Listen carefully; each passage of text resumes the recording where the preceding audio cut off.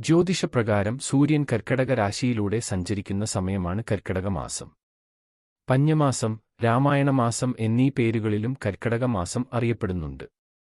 കനത്ത മഴ, ആരോഗ്യപ്രശ്നങ്ങൾ, കാർഷിക മേഖലയിൽ തിരിച്ചടി തുടങ്ങിയവ ഈ മാസത്തിൽ ഏറുമെന്നാണ് പറയപ്പെടുന്നത്. ഇങ്ങനെയാണ് കർക്കടകം പഞ്ഞമാസം എന്നും അറിയപ്പെടുന്നത്. കർക്കടം ദുർഘടം എന്നാണ് പൊതുവെ ചൊല്ല്. അക്ഷരാർത്ഥത്തിൽ ദുർഘടത്തിലാണ്. പഴമക്കാരുടെ കർക്കടകത്തിലെ ദുരിതം പുത്തൻ തലമുറ കണ്ടിട്ടില്ല. അന്നത്തെ ജീവിതചര്യയും അന്യമായിരിക്കുന്നു. കർക്കടകമെന്ന് കേൾക്കുമ്പോൾ പഴയ തലമുറയുടെ മനസ്സിൽ തെളിയുന്നത് ഇല്ലായ്മയുടെയും വറുതിയുടെയും ചിത്രമാണ്. അതുകൊണ്ട് തന്നെയാണ് പഞ്ഞമാസം എന്ന് ഇരട്ടപ്പേര് വീണത്. കർഷകർക്കായിരുന്നു ദുരിതം കൂടുതൽ.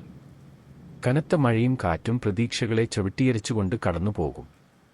ഞാറ്റുവേലയ്ക്ക് വിതച്ച വിത്ത് നശിക്കാതെയും വിളവ് നശിക്കാതെയും കാക്കാൻ കർഷകർ ഉറക്കമിളച്ചിരിക്കുന്ന മാസം.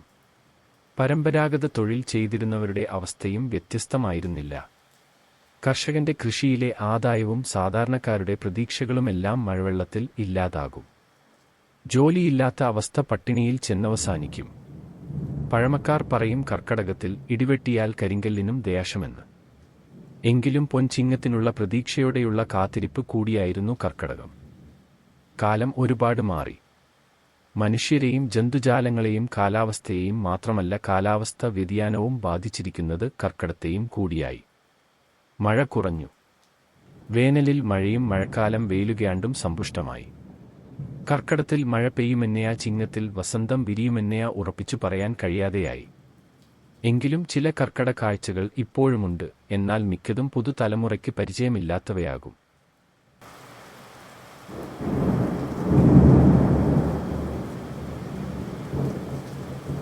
കർക്കടത്തിൽ പത്തില കഴിച്ചിരിക്കണം എന്നാണ്. ഇവ കഴിക്കുന്നത് ആരോഗ്യപ്രദമാണ്. താൾ, തകര, ചീര, മത്തൻ, കുമ്പളം, പയർ, ചേന, ചേമ്പ്, ഉഴുന്ന്, തഴുതാമ എന്നിവയുടെ ഇലകൾ ക്യാണ്ട് തേരൻ ഉണ്ടാക്കി കഴിക്കാം. ദശപുഷ്പങ്ങൾ സമൂലം ഇടിച്ചുപിഴിഞ്ഞ നീരും ഞവരേരിയും, ഉലുവ, ആശാളി, ഒരു തരം ധാന്യം, ജീരകം, ചെറുപയർ എന്നിവ ക്യാണ്ട് കഞ്ഞിയുണ്ടാക്കിയും കഴിക്കാം. കഞ്ഞിയും തേരനും ശാരീരിക അസ്വസ്ഥതകൾ മാറാൻ ഉത്തമമാണ്. ഇവയുടെ കിറ്റ് ഇന്ന് മാർക്കറ്റിൽ സുലഭമാണ്. പഞ്ഞമാസത്തിൽ ആരോഗ്യം നിലനിർത്താനായി ഉപയോഗിച്ചുവരുന്നവയായിരുന്നു ഇവ രണ്ടും. കർക്കടകം ദാരിദ്ര്യത്തിന്റെ കാലമായതിനാൽ ചില പ്രത്യേക ഭക്ഷണങ്ങളുടെയും കാലമായിരുന്നു. മണ്ണിൽ വിളയുന്നവ ചില പ്രത്യേക രീതിയിൽ പഞ്ഞമാസത്തേക്കായി സൂക്ഷിച്ചുവെക്കും. ചക്കയും ഉപ്പിലിട്ട മാങ്ങയും പഴുത്ത മാങ്ങയും എല്ലാം ഇവയുടെ കൂട്ടത്തിലുണ്ടാകും. മാമ്പഴക്കാലത്തിൽ പഴുത്ത മാങ്ങ പിഴിഞ്ഞെടുത്തുണക്കി സൂക്ഷിച്ചുവെച്ചിരിക്കും. ഇവ പുറത്തെടുക്കുക കർക്കടക മാസത്തിലാകും. ഉപ്പിലിട്ട മാങ്ങയും തവിടും വെല്ലവും ഉണക്കക്കപ്പയുമെല്ലാം കർക്കടകത്തിലെ ഭക്ഷണങ്ങളായിരുന്നു. പഞ്ഞമാസത്തിൽ പാടത്തും പറമ്പിലുമുള്ള ഔഷധ ചെടികൾ പറിച്ചെടുത്ത് ഔഷധ കഞ്ഞിക്കുള്ള കൂട്ട് തയ്യാറാക്കുമായിരുന്നു പഴയ തലമുറ. ശരീരത്തിന് എന്തു നൽകിയാലും ഫലം ലഭിക്കുന്ന മാസമായതിനാൽ ഔഷധം കഴിക്കാൻ നല്ല സമയവും കർക്കിടകം തന്നെ. ഞവര അരിയാണ് ഇതിൽ പ്രധാനം. കൂടെ ജീരകം, തിരുതാളി, ഉഴിഞ്ഞി, ബല, അതിബല, ചതുർജതം, ജാതിക്ക, ദനകം, കലസം, അസള്ളി, ശർഗുപ്പ, മഞ്ഞൾ, കക്കൻകായ എന്നിവ പാലിലോ തേങ്ങാ പാലിലോ തിളപ്പിച്ച് ഉപ്പും ശർക്കരയും ചേർക്കുന്നതാണ് കർക്കിടകഞ്ഞി. കുറഞ്ഞത് 7 ദിവസമെങ്കിലും ഔഷധക്കഞ്ഞി കുടിക്കണം. കഞ്ഞി കുടിക്കുന്ന ദിവസങ്ങളിൽ പഥ്യം പാലിക്കണമെന്നത് നിർബന്ധമാണ്. ചായ, ഇറച്ചി, മീൻ, മദ്യപാനം, സിഗരറ്റ് വലി തുടങ്ങിയവ ഒഴിവാക്കണം. കഞ്ഞി കുടിച്ച് തുടർന്നുള്ള കുറച്ചു നാളുകളും ഈ പഥ്യം പാലിക്കേണ്ടതാണ്. 7 ദിവസമാണ് കഞ്ഞി കുടിക്കുന്നതെങ്കിൽ 14 ദിവസം പഥ്യം പാലിക്കണമെന്നാണ് ആചാര്യന്മാർ പറയുന്നത്. ഔഷധക്കഞ്ഞി എപ്പോഴും അത്താഴമാക്കുന്നതാണ് നല്ലത്. ആയുർവേദത്തിലെ പഞ്ചകർമ്മങ്ങൾ എന്നറിയപ്പെടുന്ന ചികിത്സകളാണ് കർക്കടക ചികിത്സയെന്ന് അറിയപ്പെടുന്നത്.